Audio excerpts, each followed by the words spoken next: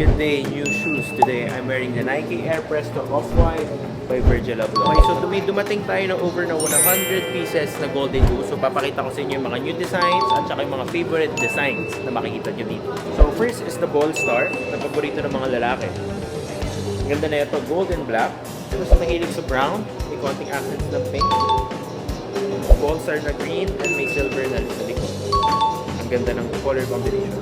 Those are the Ball Star. May dumating din tayo na tinatawag na High Star. So yung High Star is medyo mas mataas yung sole nila compared to the regular na Superstar. The High Star is like this. Ang ating regular na Superstar is like this. So mas mataas na konti itong High Star. So medyo may platform siya. So tatlong color yung High Star natin. So meron din ganito with rose gold sa likod, cream laces. Tapos meron din tayo na beaded na brown.